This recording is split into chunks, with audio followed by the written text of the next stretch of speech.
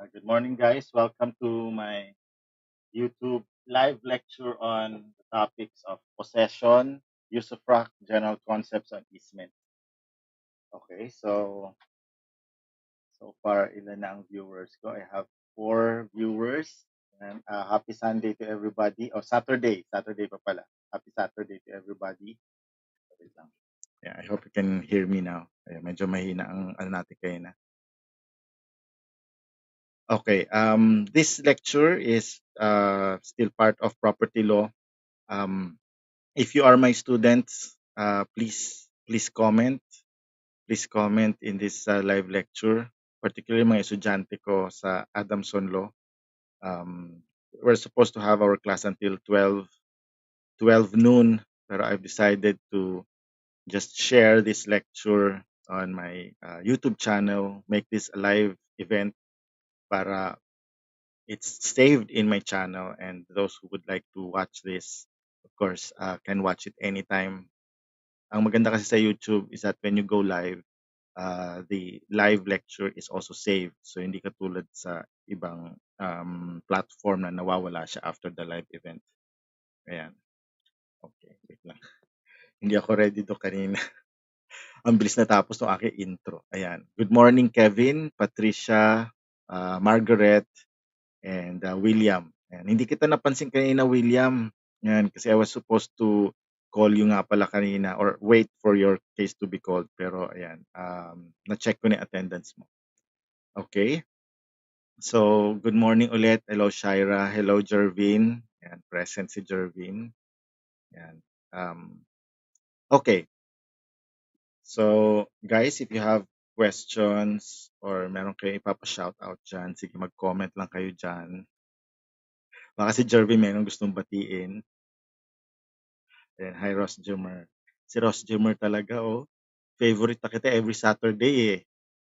Pampagising ka din, eh. Ayan. Hi, Mr. Fitzgerald Sumampong. Okay. Pero hindi kita estudyante, Fitzgerald, no? Hindi pa kita nag-estudyante. Okay. Thank you for the support and for following my channel. I think you also follow my Facebook page, so thank you very much. Okay, guys. So this is possession, usufruct, and general concepts on easements. So pagsasama natin, but I'd like to make this advanced announcement that the concept of easements, at least what is covered in this lecture, would be the general concept. So I will prepare a different video on the specific legal easements, particularly the technicalities, no, tulad ng road right of way, easement of waters, lateral support, ganyan. Distance between buildings, ganyan. Medyo, ano yun eh, medyo technical yun. So, hindi ko isasama ito. Otherwise, magiging mahaba masyado to. So, this lecture will be around 1 hour. So, hopefully, we can cover itong 3 topics na to. Okay? Sige. Ay, hindi pa attorney. Okay, sige. Baka in the future, no, pag nag-aral ka sa mga schools kung saan ako nagtuturo, you will become my student. Pero I will also consider you as my my student here, no, in YouTube. Ayan, thank you, Jervin. Sabi ko nga sa'yo, hindi ko alam paano concurrently mag-live in both Facebook and YouTube. So, sige, thank you very much for sharing sa YouTube, sa Facebook mo para at least nakikita rin tayo sa Facebook. Okay. Sige, guys. Let's start. Ay, sorry. Narinig nyo ba yun? May Shopee notification ako. Silent ko lang to. Okay. Sige, guys. Wait lang.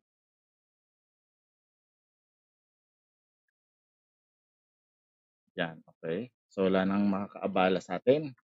Let's now begin. So, today's lecture is on possession, usufruct, and general concepts on easements. Okay. So, let's start. What is possession? Possession, as defined, is the holding of a thing or the enjoyment of a right. I know this definition is very memorable to you guys dahil nga sa ang illustration nito is quite graphic, no? Possession is the holding of a thing and the enjoyment of the right. You can ask all law students, no? Well, at least yung mga siguro mga medyo bago-bago na mga estudyante. um, they will always remember this concept of possession as illustrated by that action. But it's the holding of a thing because it involves physical possession or physical enjoyment, as well as the concurrent or the contemporaneous enjoyment of the right. So possession is not simply in being placed in the property, but also it includes being able to exercise all rights of possession, such as use, enjoyment, to some extent, the right to the fruits. Ang hindi lang ma-exercise ng possessor, having only the right of possession, is the right to destroy, the right to encumber, or the right to sell the property, because those rights are reserved to the owner. But if the possessor and the owner are one and the same person, edi everybody happy, di ba? Ibig sabihin masaya siya kasi he can enjoy all the rights incident to ownership. Okay. Now, normally when you say possession, it it refers to the physical aspect. But we also have a concept called constructive possession. And when we say constructive possession, it has the same effect as physical possession. Constructive possession may be availed of in certain contracts whereby physical possession is impossible or difficult. For example, in a contract of sale, the thing can be delivered through constructive modes of delivery. For example, by the execution of um, a public instrument such as a deed of sale, or also by the delivery of keys to the car. So that's also constructive possession. We call that symbolic delivery. Also, in property law, particularly in, let's say, related to land titles and deeds, constructive possession exists when the possessor only has his feet, so to speak, no, in a portion of the property, even an inch of actual possession. If that possession pertains to a bigger lot or a bigger area, yung area na hindi niya physically possessed, that will be covered by constructive possession. That's why in property law as well as in LTD, when the possessor wants to apply for ownership or for registration of that property, he can claim the entire property, even though he is in physical possession only of a small portion, because the other portion or the larger portion would be under his constructive possession. So yun yung two situations where we apply constructive possession.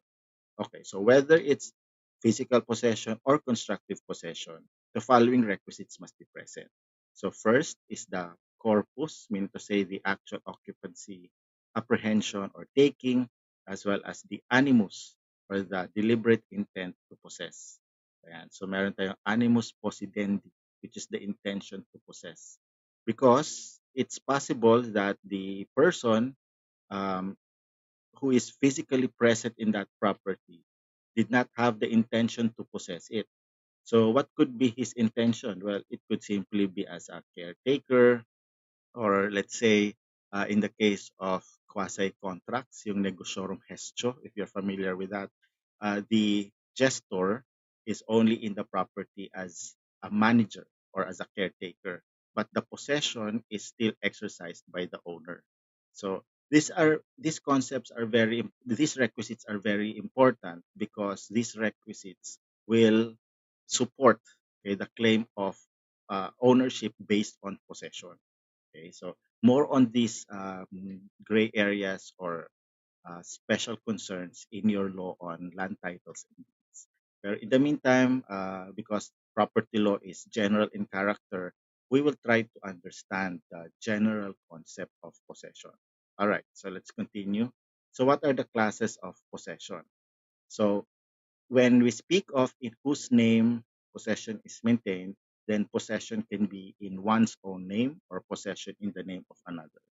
So the possessor who or the person who is in possession of the property in his own name will is usually the actual possessor.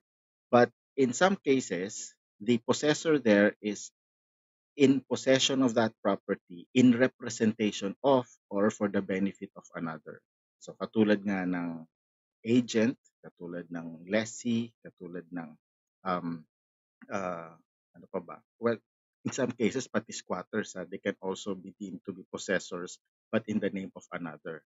Okay, so the point is that a possessor who is in possession in the name of another does not acquire a better right to that property other than what the other person or in whose name the possession was made has over the property.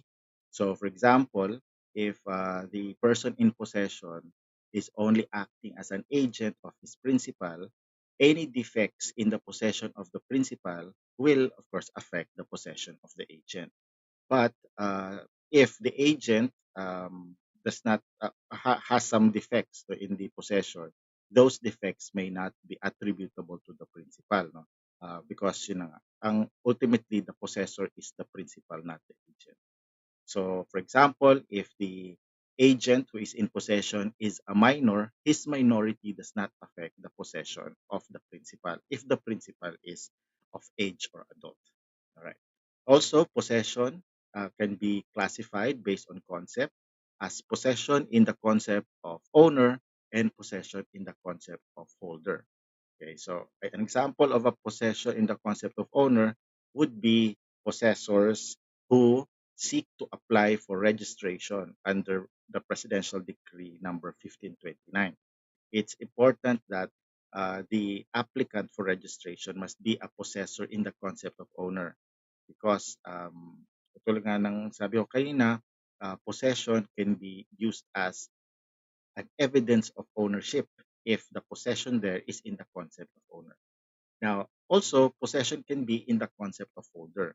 Now, this is very important also to know that because a possessor in the concept of holder, okay, can hardly claim ownership over the property because he recognizes that ownership belongs to another. Examples of possessors in the concept of holder are lessees, usufructuaries, bailey in accommodatum, or a depositary in a concept or in the contract of deposit. All right. So because the possession is only in the concept of holder, they need to repudiate whatever the agreement is. So let's say in the concept or let's say in a contract of lease, the lessee who is in possession of the property in the concept of holder must repudiate the lease contract so that he can assert his adverse ownership over the property. Tapos mako-convert na ngayon yung kanyang possession from concept of holder to a concept of owner. Same din with a bailey in a contract of comodatum, usufructuary in a concept in a contract of usufruct. So kailangan ma-convert muna into concept of owner so that they can claim ownership over the property. Okay, now as to character, possession can be in good faith or in bad faith. The possession in good faith means that the possessor has no notice or knowledge of a defect in his possession. In other words, he is not aware if the property belongs to another. So it's like entering into a property that is unoccupied or that is not being claimed by any other person. But take note that in your law on property registration, all properties in the Philippines are deemed to be properties of the state under the Regalian Doctrine. So, ibig sabihin nun, even if there is no one, no private person who is claiming the property, that property is deemed to be a property of the state. But in that case, is the possessor there considered a possessor in bad faith, considering that dapat alam niya that the property belongs to the state?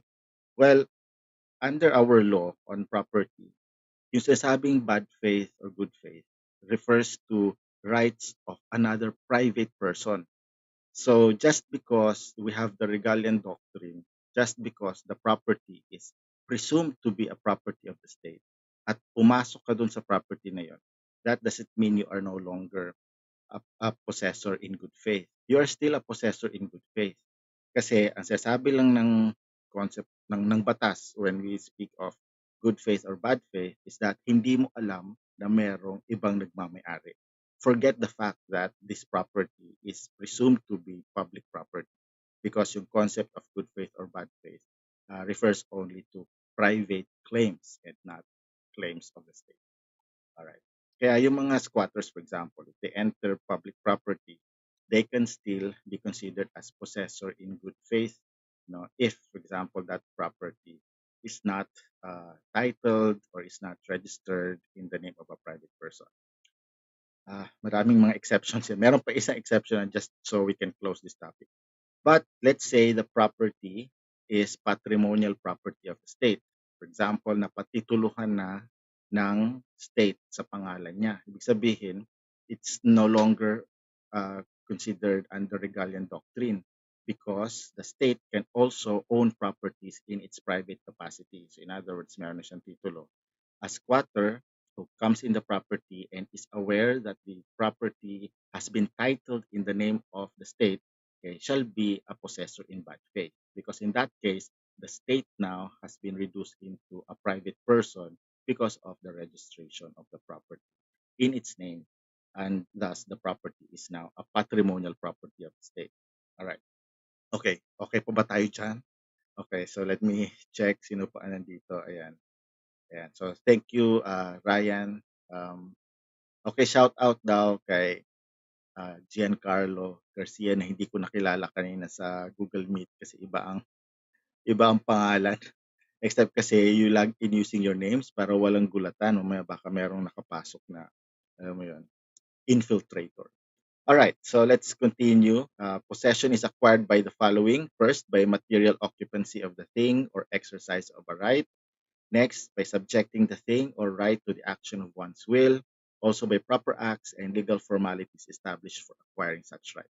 Ito yung sasabi ko na we also have this concept of constructive possession because the law allows other modes of possession other than physical possession.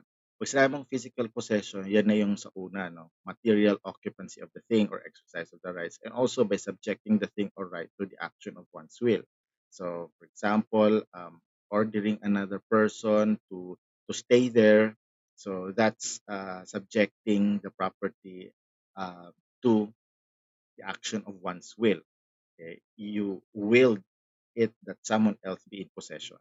Okay, but with respect to proper acts and legal formalities established for acquiring such right, we have Article 1358, which says that any contract or agreement with respect to real rights over a real property must be in a public instrument. So kaya yan yung mga deed of sale, deed of assignment, whether in contract of lease. No? So these public instruments can be constructive or modes of constructive possession. All right.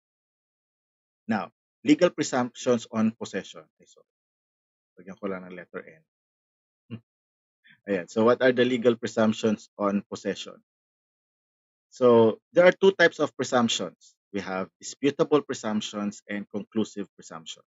And the difference between disputable presumptions and constructive possessions is that in disputable presumptions, number one, the facts pertaining to the presumption must first be established, and the person who is affected by this or who is interested to rebut these presumptions must, of course, overcome these disputable presumptions because, after all, they are not conclusive. Conclusive presumptions, on the other hand, are presumptions that are conclusive against the person. Parang ang effect is parang estoppel. Okay? So we will look at these two types of presumptions. So disputable presumptions include presumption that the possessor is in good faith. So he who is in possession of a property is deemed to be in good faith because good faith is presumed. We always side with the positive of things. So kaya anyone who claims that the possession is in bad faith or that the possessor is in possession of the property in bad faith has the burden to prove that bad faith. So tulad ng sinabi ko kanina, let's say there's an actual occupant and this occupant is not the owner has to prove that this occupant is in bad faith by showing the circumstances by which this occupant was aware that this property belongs to another. Pero pag hindi niya na-prove na this occupant is aware of the better right in favor of another person, then the presumption of good faith shall remain. Next, presumption of continuity of good faith on the part of the possessor. And this is what we call yung tacking in. So if by tacking in, yun yung ididikit mo yung character of the possession between different possessors or among different possessors. So let's say the first possessor was in good faith, tapos yung second possessor was in bad faith, tapos yung kasunod was in good faith, ganyan. The presumption is that tuloy-tuloy yung character of possession na in good faith, kahit na may isa doon na in bad faith. That's the presumption. Now, if, however, there is evidence or it can be proved that one of the possessors in the succession of possession was aware of a better right, then that allegation must be proved. And that will come in very, very helpful in case of registration of lands. Because again, sasabi ko nga, the possession there must be in the concept of owner and also must be in good faith. And it must be continuous. Kasama yun dun sa OXEN, open, continuous, exclusive, and notorious possession in the concept of owner. So kaya may nakalagay doon na continuous. So if the character is in good faith in the beginning, it should be in good faith all throughout. But there is a presumption na in good faith naman all throughout. So he who opposes the application for registration must prove na hindi continuous. Yan ang effect ng disputable presumption. All right.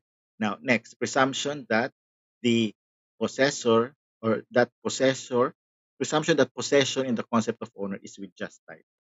Okay, when you say just title, hindi ibig sabihin to na dapat certificate of title.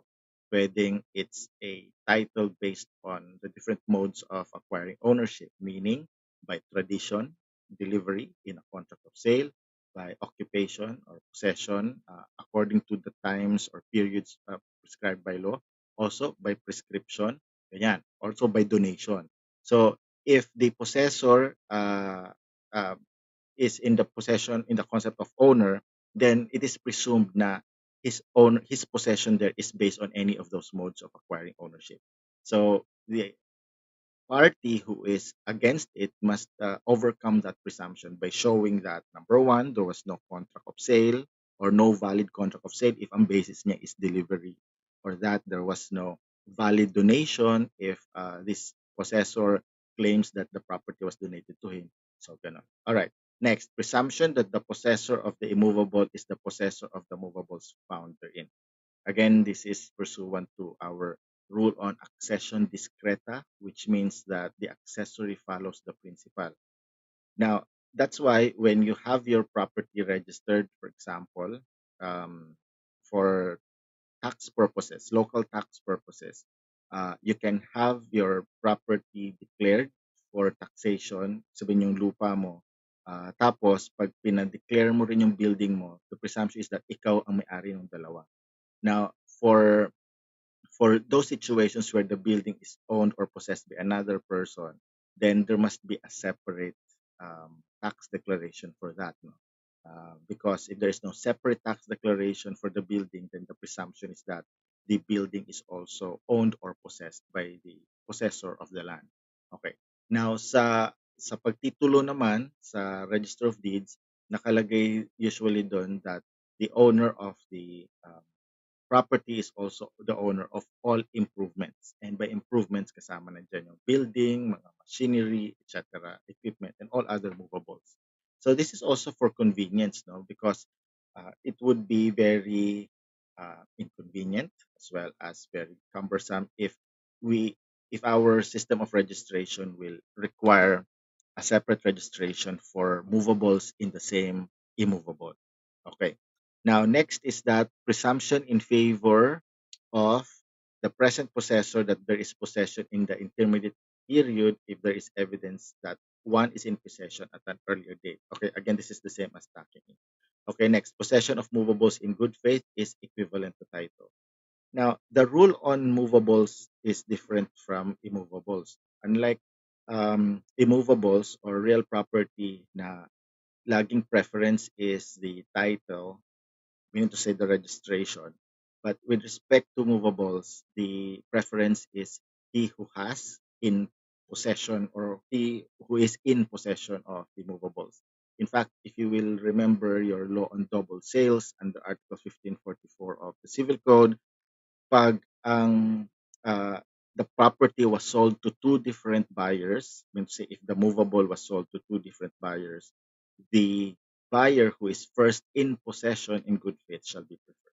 So ganyan ang emphasis on possession in movables. Possession there is equivalent to just title. All right, now these are the conclusive presumptions naman with respect to property. So first is that presumption on possession.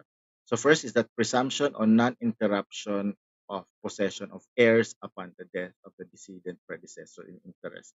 Okay, this is conclusive presumption because it is pursuant to the law, particularly the law on succession. If you will remember your law on succession, it states that the rights to the inheritance or to the estate accrues from the moment of death. So kaya walang interruption doon. So if the decedent had properties while he was living, upon his death, the rights to that property, both as to ownership, as to possession, including the obligations with respect to those properties, shall be transmitted to the heirs immediately upon the time of death. So walang interval. Okay, so that's conclusive. Hindi na mag-break yun. Okay? Hindi na madidispute yun. Now, well, of course, kapag yung decedent naman had previously sold, okay, the property prior to his death, um, and there was no prior change in ownership, meaning to say there was no prior transfer of registration. So the heirs now will, of course, claim the property. They will succeed to that property, claiming or thinking that that property belonged to their decedent.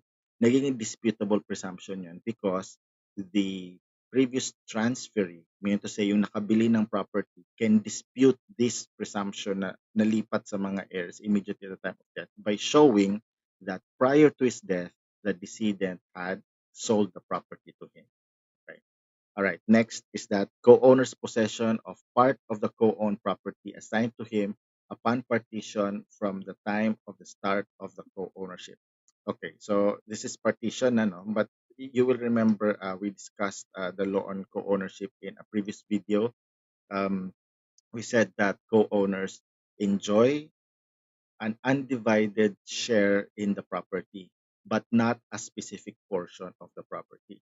But then, if that property is partitioned and the portions of the property are already assigned to the heirs, sorry, to the co-owners, then the co-owner who was assigned a specific portion is deemed to have been in possession of that portion at the time of the start of the co-ownership. So para pag pinarehistro niya yung property na yun or yung portion na yun, he will comply with the Oxen rule, the open, continuous, exclusive, and notorious possession in the concept of owner. Hindi mami-measure or hindi ika-count yung kanyang possession from the time of partition. Because technically speaking, all co-owners have joint possession of the property. So they own every inch of the property, from end to end, in all over the entire bounds of the property. So yan po yun.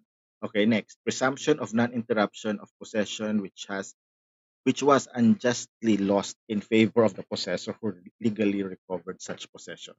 So hindi rin na-interrupt ang possession ng lawful possessor or lawful owner of a property even if in the interim it was lost, provided that it was recovered and also provided that the possession by a third person, okay, was not in good faith.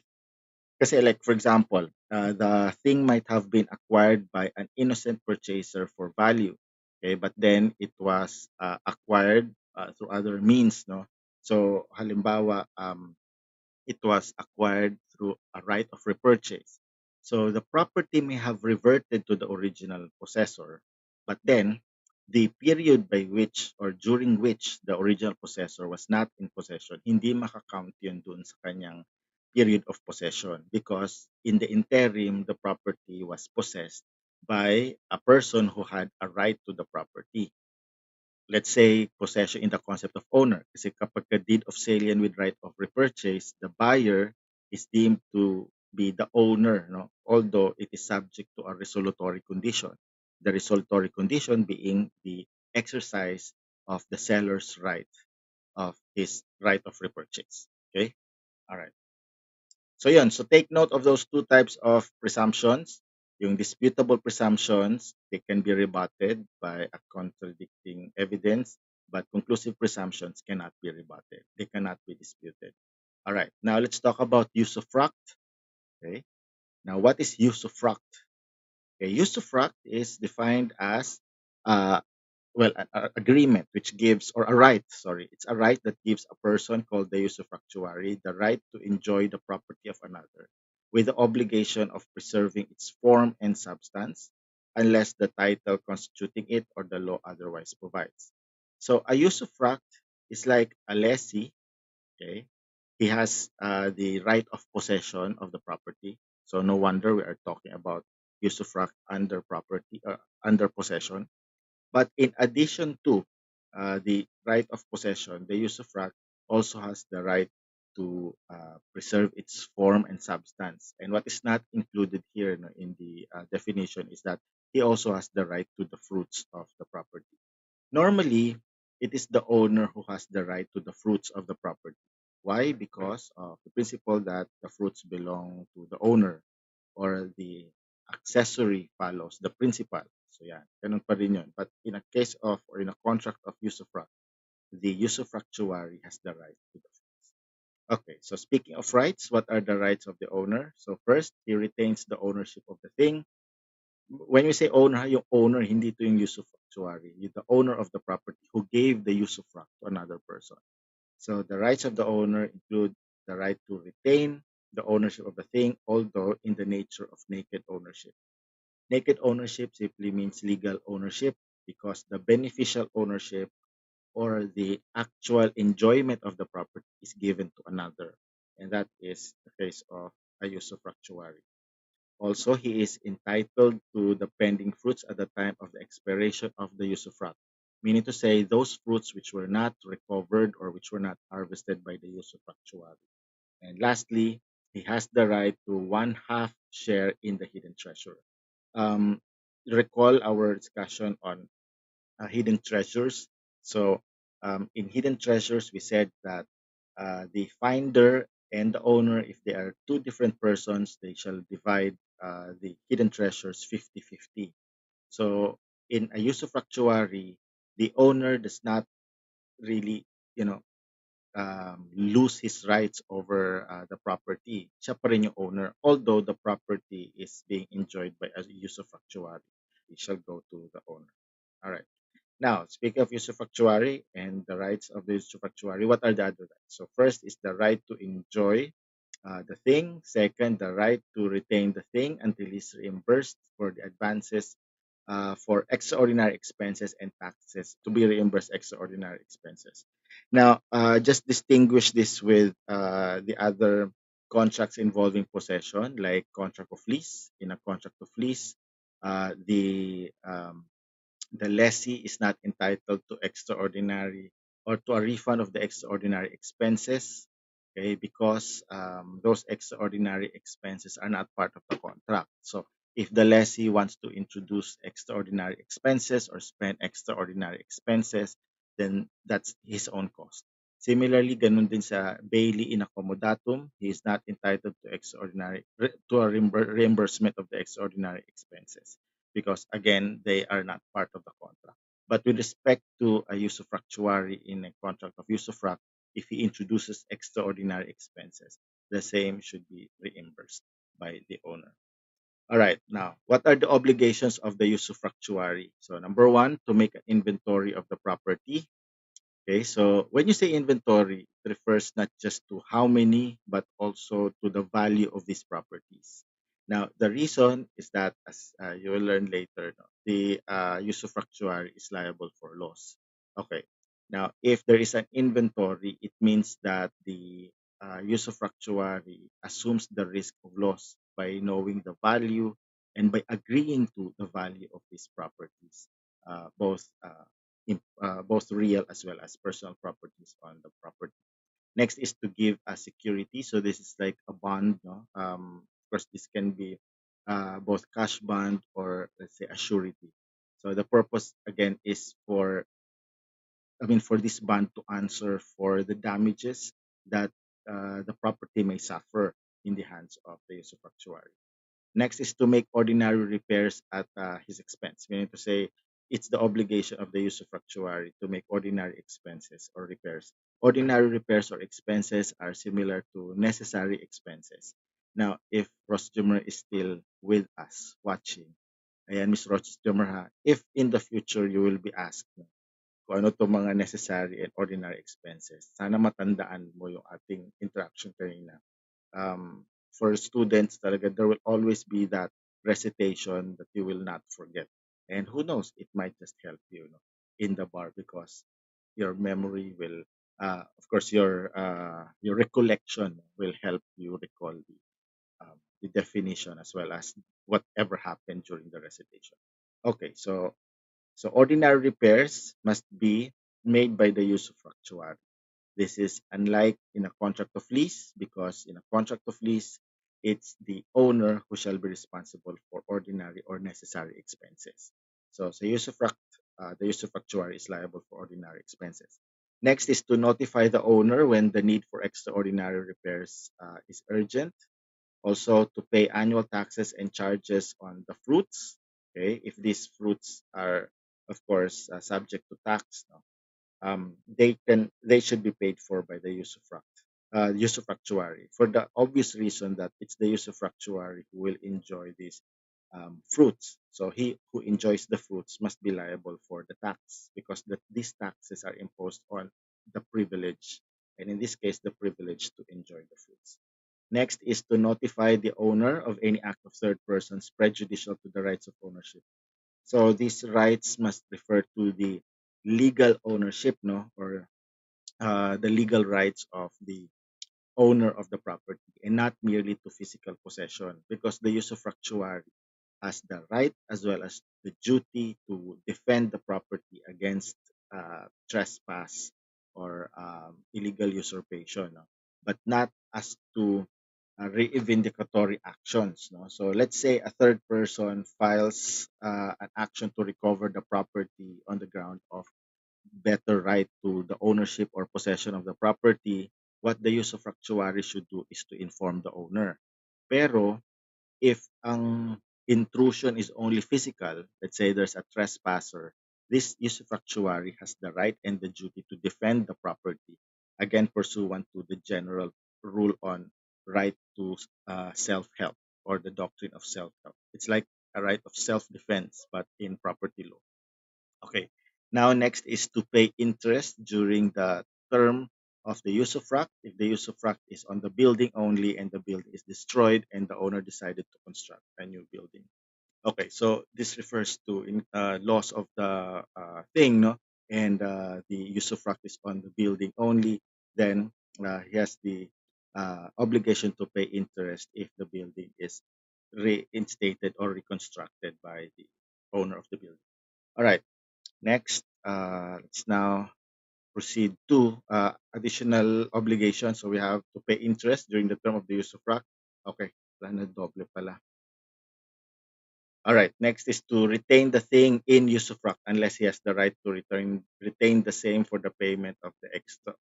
To return the thing, that's an obligation unless he has a lien on the property for the payment of extraordinary expenses. And lastly, to pay interest on the extraordinary repairs and taxes which were paid by the owner, because generally these expenses must be paid by him, okay, pursuant to his right and obligation to extraordinary expenses or repairs. All right, next, let's now talk about extinguishment of usufructuary. Now, because a usufruct is a temporary burden on the property, it may also be terminated. And the termination can be voluntary, meaning to say by agreement of the parties, or also on the ground of the following or on the basis of the following. So, first is by the death of the usufructuary.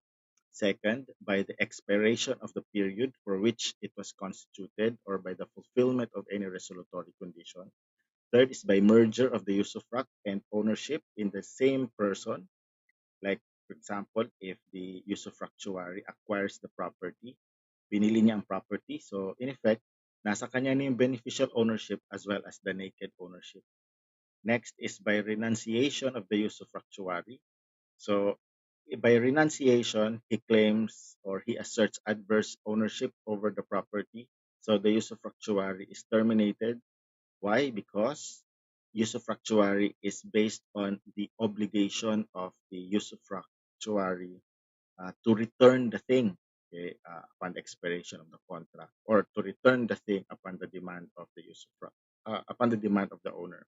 So by repudiating the usufruct, by repudiating the usufruct, the usufructuary therefore is also repudiating the trust, okay, of the owner that that the usufructuary will return the thing. Next is by the total loss of the thing in usufruct. Also, by the termination of the right of the person constituting the usufruct, meaning to say the termination of the right of the owner to the property. This can happen when the owner of the property sells the property to a third person. And because under your law on ownership, if you remember our discussion in the previous video, the owner also has the right to the possession as well as the right to the fruits of the property. So if the buyer is not aware of the usufruct, then he will assert or he will try to get that property so that he can enjoy possession as well as the fruits. So in that case, the usufruct is also extinguished. The way by which the usufructuary is protected or can make sure that his rights to the property will be protected is by having this usufruct annotated on the title of the property. Because that way, any third person who will want to acquire the property by sale or by any other modes by which ownership will be transferred will be aware of the existence of the usufruct. Therefore, he must respect the right of the usufructuary until the expiration of the usufruct. Okay, and lastly, by prescription. Of course, here by prescription, isasama natin, huwag natin kakalimutan na here, the prescription here must be extraordinary prescription, meaning to say there must be a prior repudiation of the trust. So by the repudiation of the trust, the usufructuary now claims ownership over the property. It's extraordinary prescription because he is aware that the property belongs to another. In other words, bad faith siya.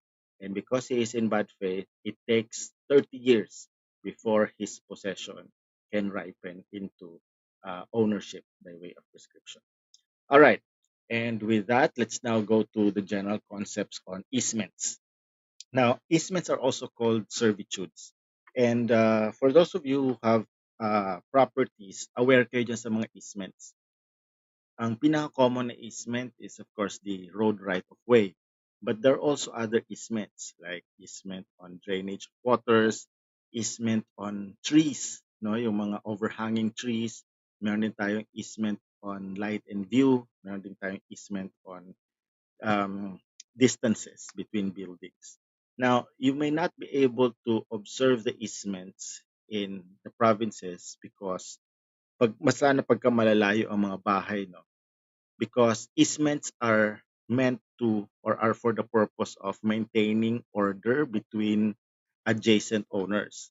So the purpose of easement is to make sure that the use of property is peaceful, harmonious, yung ganon. So kung wala mo siyang neighbors, ganyan, or kung walang community other than this property, then you will not see easement in action. Pero makikita mo easement in action in cities or even in provinces where there is a populated or a populous community. So diyan mo makikita yung need for a right of way, need for a drainage of waters from an elevated property to a lower property, yung mga ganon. And also yung sa mga buildings, mapapansin nyo bakit yung mga buildings may maliliit na butas, no? So those are just in connection to or in compliance with the easement of light and view. Hindi ka pwedeng mag-open ng malaking bintana doon because that would be overlooking the property of another. So yan yung mga easements. Now, some people find these easements as inconveniences because they feel that they are restrictions. And in property law, the property owners are expected to exercise or are hoping that they can exercise all the incidents of ownership, and easements put or control or limit these rights or these incidents of ownership. But if you look at property right as a right that has a social function, meaning to say the purpose of property is both to have order in the community, also to make sure that the property is productively developed, ganyan, then ma-appreciate mo ang easement. Without this easement, some properties may be abandoned. Without this, because yun na nga, hindi na mapapakinabangan. Yan, kasi nga, let's say, walang access to the road. So, who will want to live in those spaces, di ba? So, kaya ang easements are also there for a purpose. Now, these provisions of the Civil Code on easement are meant to make sure that these easements are fully realized, okay, for the benefit of all property owners. All right, but before we go to the specific types of easements, let's first discuss the general concepts on easements. So first, what is an easement? Okay, pasensya na, ang mga ilaw masyado maliwanag, kaya pagka tinitingnan ko na yung slides ko, nag-white spots.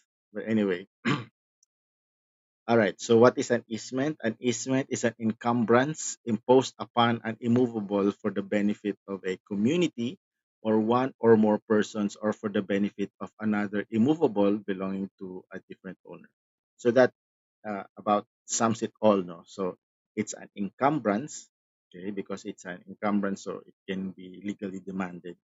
And the object or the person who will benefit from the easement could be the community in general, or a private person, or another immovable.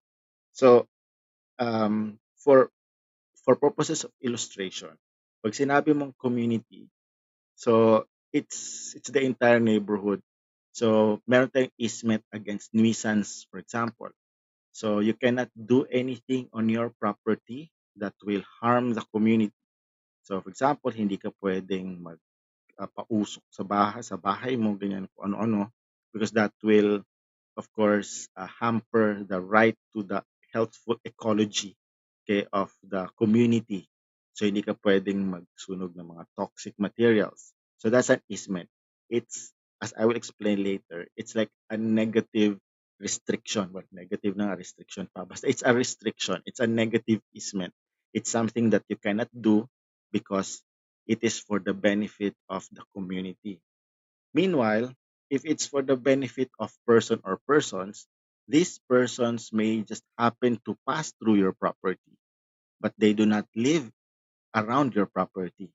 So, for example, in road right of way, for the benefit of, let's say, people from a different barangay, then that is an easement for the benefit of certain persons.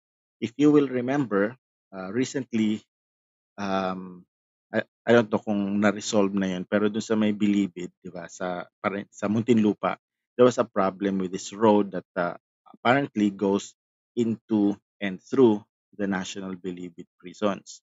So pinasara ngayon ang National Bilibid prisons kasi nga daw yung road right, yung way na yun is not really an easement, it's not a road right of way. Kasi meron pang mas mahabang daanan, no, na pwedeng daanan ng mga tao doon from that barangay. Now, if that could be enforced, no, if that shortcut could be enforced, and if it will be considered as a legal easement for the benefit of the people of the adjacent barangay, now that's an example of an easement for the benefit of one or more persons. Now, the other type of object or recipient of an easement is an easement for the benefit of another immovable.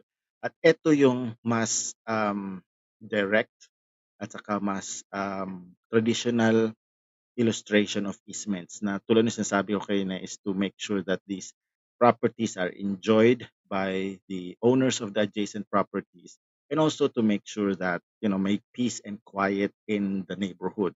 So yan yung right of way, whereby a property which is landlocked, ibig sabihin it has no direct access to the road, may demand a right of way through another immovable, yung kapitbahay niya. Also, let's say in the drainage of waters, pagka may elevated property tapos meron ding sa baba, may isang property din. Now the waters from the elevated property will have to go down kasi with the power of gravity bumababa talaga yan. So, hindi pwedeng pigilan ng property sa baba yung flow of water. So, that easement will be, ibig sabihin yung pinapadaan yung water, will be for the benefit of another immovable or real property, which is the property in the elevated portion. All right, so what are the characteristics of easement? So, first, it is a real right. So, by real right, it means that it is a right on real property. Now, also, it is a real right because it can be demanded against the whole world. Okay. Now, the thing with easements is that uh, the easement may even survive the property or the owners of the property because as a real right, it's an encumbrance on the property, and thus it follows the property, whoever is the owner. So yan ang effect ng real right. Um, as opposed to a personal right, the personal right here is only applicable to the persons involved. Say, for example, it's a contract. A contract, sige, gamitin natin. Let's say it's an agreement for a right of way. No? Let's say, nagkataon yung magkatabing properties are siblings. So sabi nung property yung owner ng property na nasa labas, sabi niya, "O sige, in the time being, while I am still alive, I will give you a right of way or right of access to this property." If they did not register that and there was no intention that the same will be attached to the both properties, yung property na nasa labas at property na nasa loob, then that privilege to use the access to the road is only a personal right between the two parties. It is not an easement. If it will be considered an easement, then it should be binding upon whoever possesses or owns the property with the direct access because an easement is supposed to be a real right. Okay. So anyway, so that's just one of the characteristics. But in addition to that, an easement is also, or one of the characteristics of easement is that it involves immovable property. So basically, there is no easement on personal property. If there are some restrictions on personal property, well, it is pursuant to the general community as a whole, no, and not for the purpose of a specific object or a specific beneficiary. So let's say you want to use your car, so the car is subject to certain restrictions, but it's not an encumbrance or an imposition on your car, but rather it is an imposition or a restriction on the privilege or on the right to use your car. Okay. But with respect to easements, it's imposed on immovable property because it's attached to the property. It follows the property, whoever is the owner or possessor. Now, in easements, there must be two different owners because it's an encumbrance for the benefit of another. So, if two properties belong to the same owner, then there is no easement in favor of another.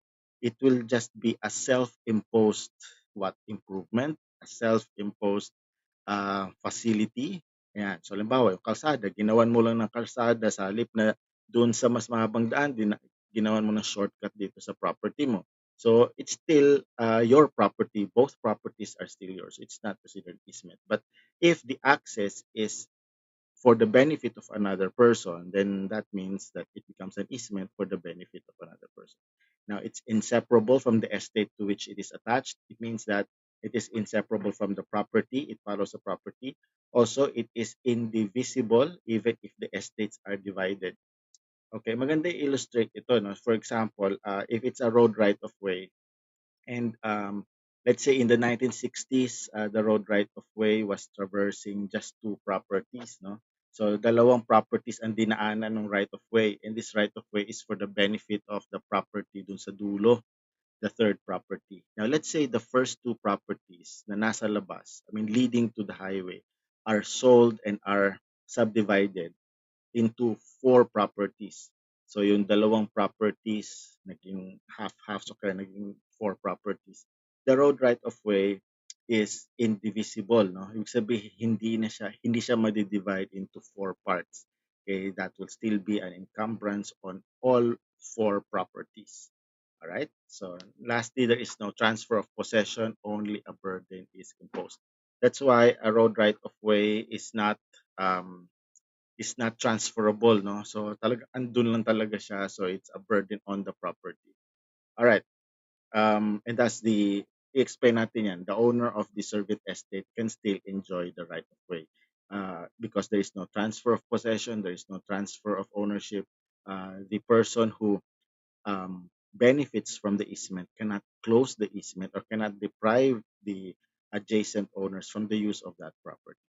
All right, so what are the classifications of easements? So here we can take a look at these easements based on their characteristics. No? So first, as to its enjoyment, an easement can be continuous or discontinuous. A continuous easement is, or examples of continuous easements are easement of drainage of waters, right to support a beam of another's wall. It's called a continuous easement because the use there is continuous. Kahit na walang tubig na dumadaan, say in the case of drainage, the use there is continuous because, well, by nature, we cannot schedule kung kailan umuulan or something or kailan magdi-drain yung water from a higher location to a lower location. So that's why it's supposed to be continuous. Now also, the right to support a beam on another's wall, so that's also continuous because the support there is continuous. Hindi naman yung, okay, kailangan ko lang ng support for one day, tapos the next day you can take that support. Support here is both obvious but hindi obvious. No? For example, the support for the foundation of the building. Ganyan. So, di-discuss ko na lang yan pagkadating natin doon sa specific types of easements. Okay, the other type of easement based on enjoyment is discontinuous easement. So example of that is easement of right of way. Now, it is discontinuous because the use there is intermittent. In other words, the car of the dominant estate, meaning to say the estate or the property in whose favor the easement was constructed, may just use the easement at certain times of the day. For example, in the morning, pag pumapasok sa work yung may-ari, or sa hapon, no, pag umuuwi na yung may-ari ng kabilang bahay. So it's called discontinuous. Now, don't get me wrong, just because it's the easement is continuous or discontinuous, hindi ibig sabihin nun na the easement could be uh, less effective. Yun, kasi hindi ibig sabihin na ang easement ay effective lang siya during the time it's actually used at, and therefore it's not effective during those times when it is not actually used. The easement is still there, the easement is still binding. It's just that for purposes of characterizing them, they are called continuous and discontinuous. Next, as to whether it is revealed, so yan yung mga apparent easements as well as the non-apparent easements.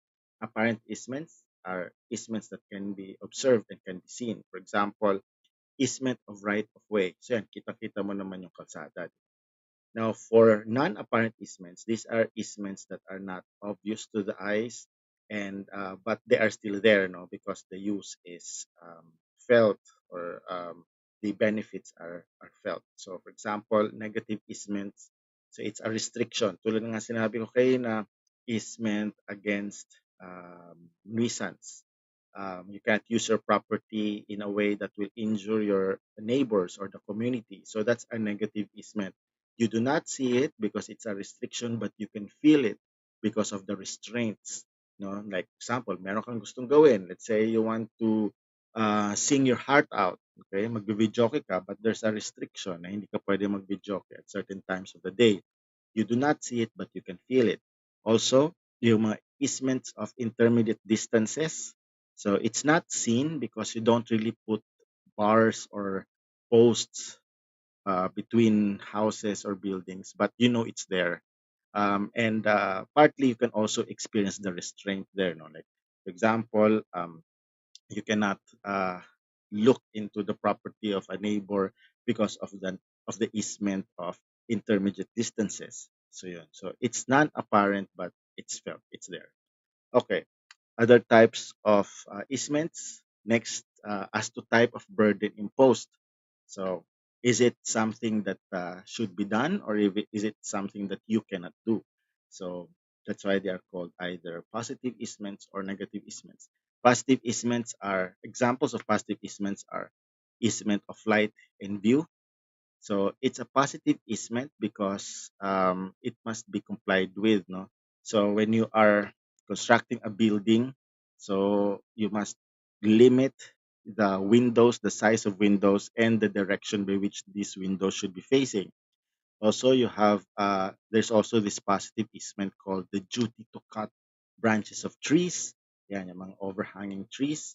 Ayan. So we will also discuss that when we talk about uh, the easement of cutting branches of trees.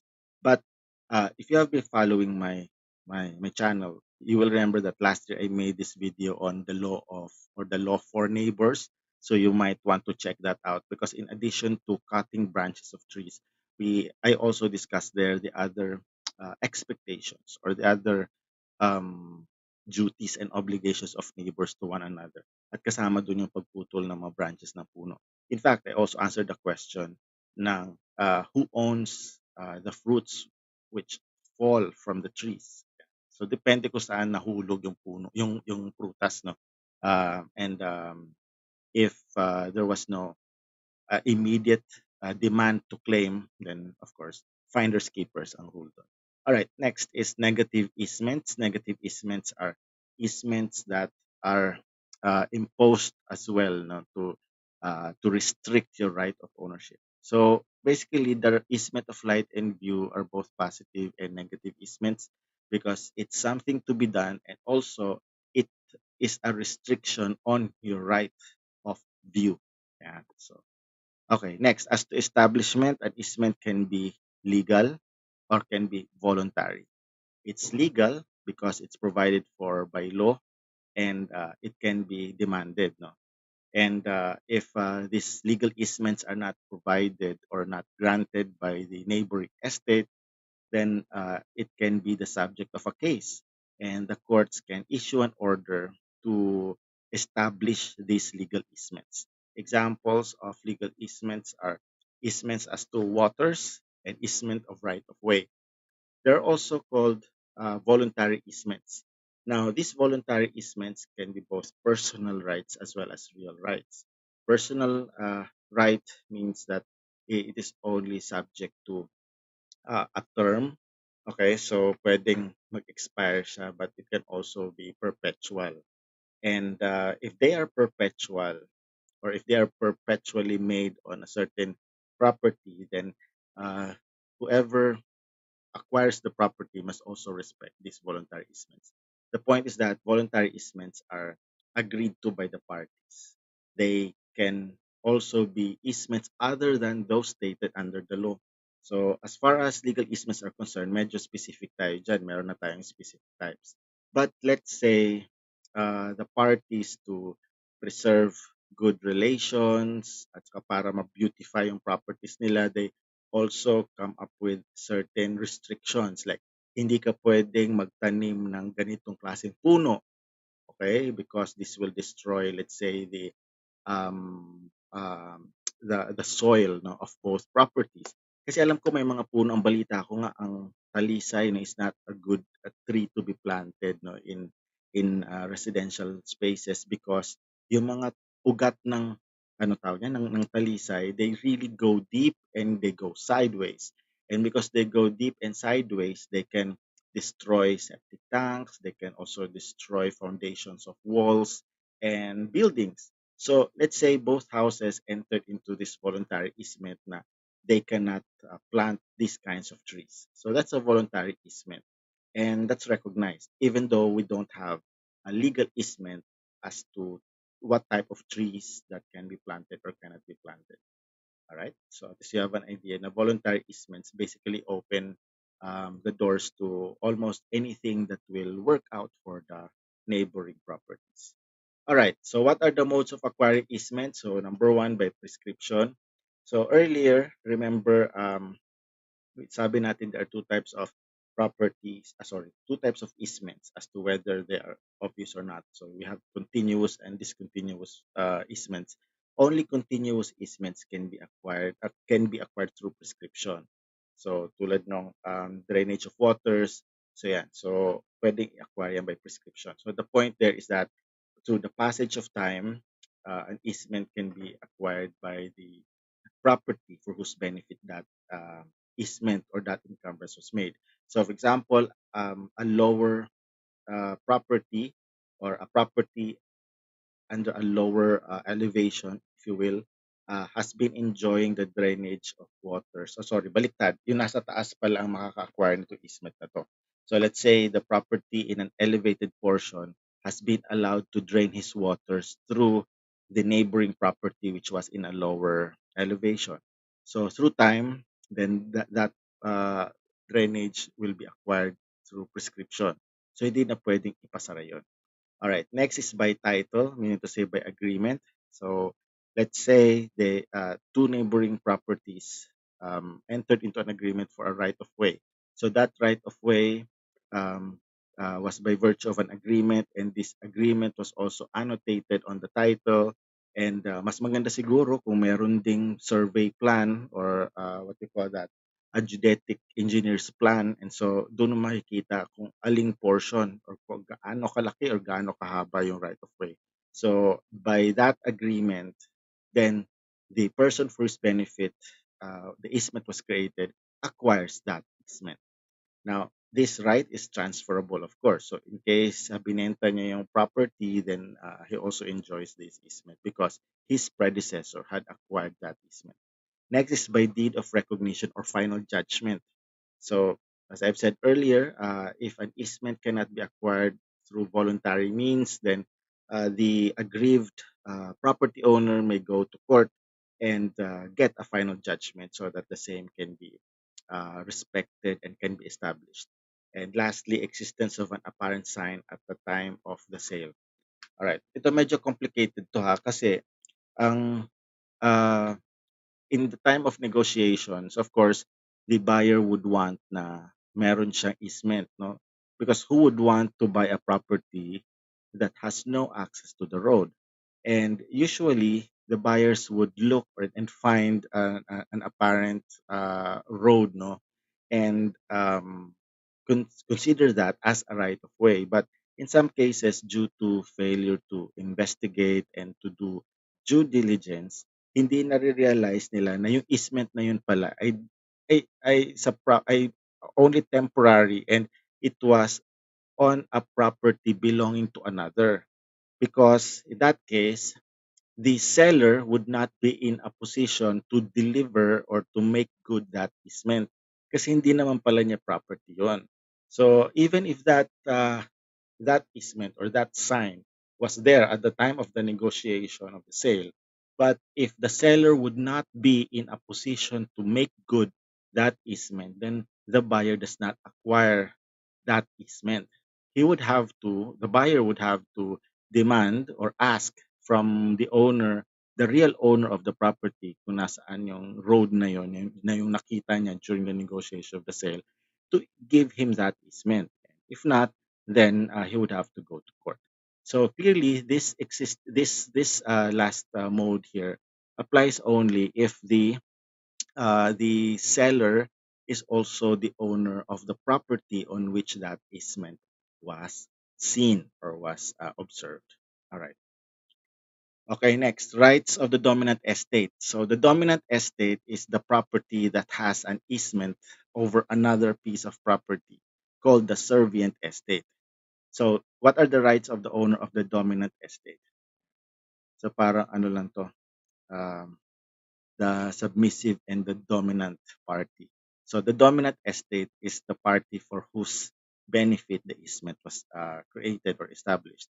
So the owner of the dominant estate has the right to use the estate or the burden on the servitude, and also to make on the servant estate any works necessary for the use and preservation of the um, the servitude without altering or rendering it more burdensome.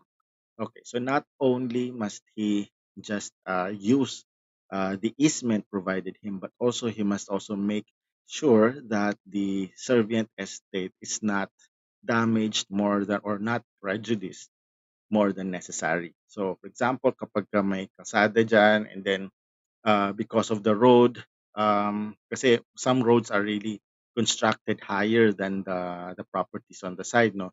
So because of the road, for example, na nakikinabang ay itong owner ng dominant estate, yung servant estate lagi nang binabaha because of the higher elevation of the road.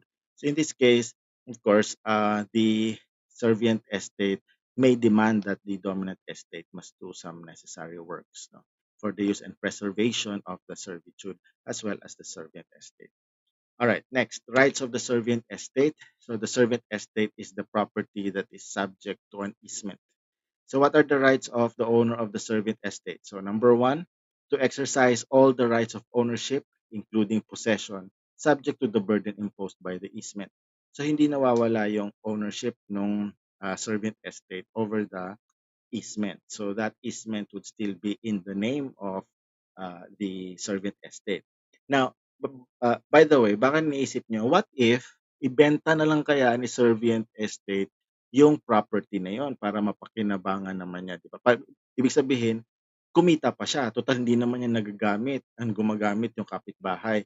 Yes, that's possible. And in that case, hindi na siya easement because the easement would now become property of the dominant estate.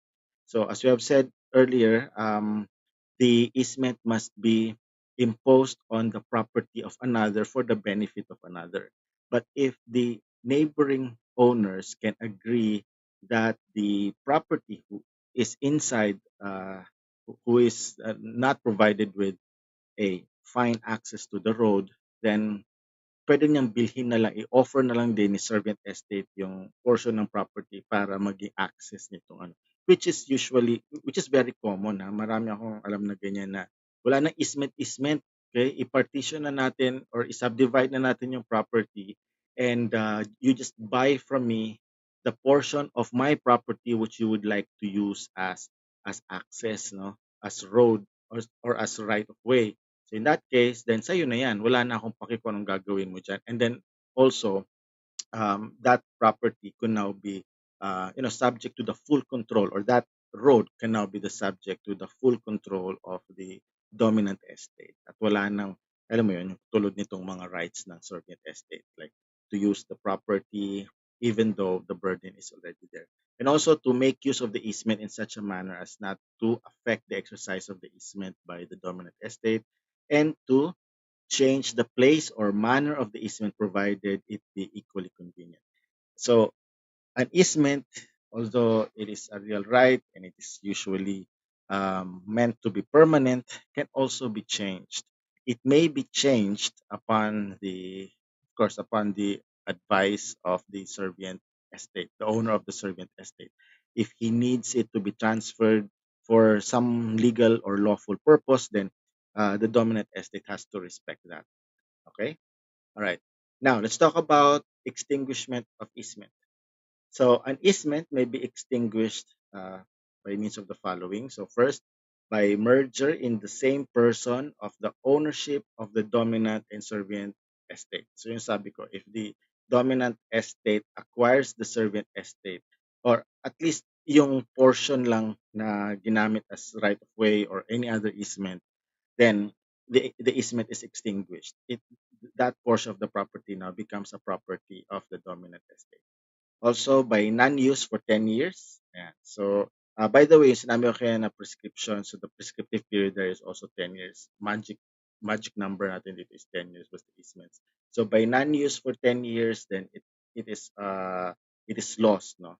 So, this applies to discontinuous discontinuous easements. So tulad ng right of way. So for over 10 years hindi na pala ginagamit nung dominant estate yung right of way.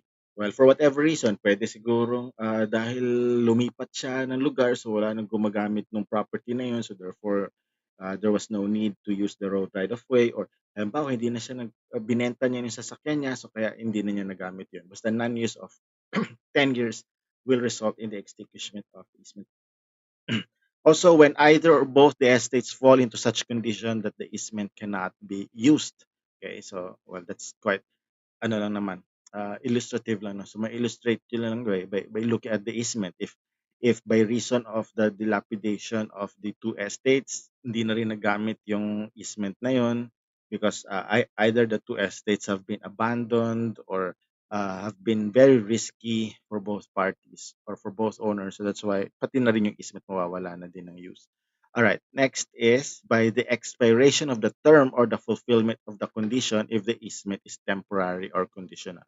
So ito yung sinasabi ko kanina na the easement can be the subject of a certain term. No? So by agreement, and they state that this easement will be for a certain period only while they are still the owners of the property, then po pwede yun. But if there is no such agreement, again, remember that the easement is deemed to be attached to the property and follows the property, whoever owns the property or possesses the property. All right, next is by the renunciation of the owner of the dominant estate. So, renunciation is by meaning the meaning of renunciation is to abandon the right or to waive the right. So, pag sinabi ni dominant estate na hindi ko na kailangan yan because may nahanap na akong ibang way in the case of a right of way, no?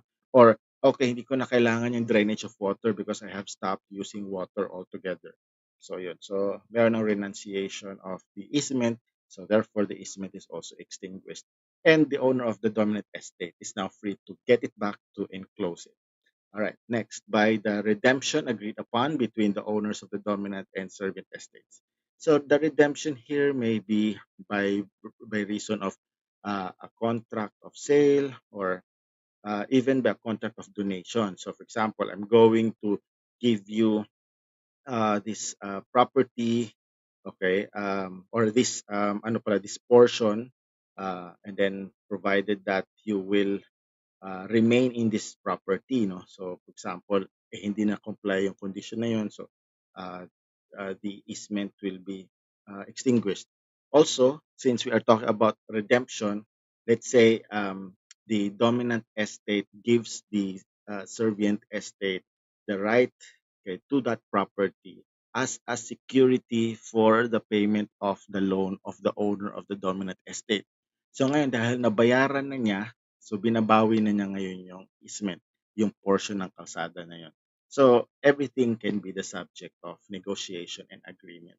So ito applicable to usually dun sa mga voluntary easements that can be agreed upon by the parties. But this is not to say, of course, that the courts cannot consider this, no? Because even if these are not stipulated in the contract, but if they do happen, okay, the courts can consider this and use this to consider or to declare the easement to be functus officio. Sabihin without any legal use or further use.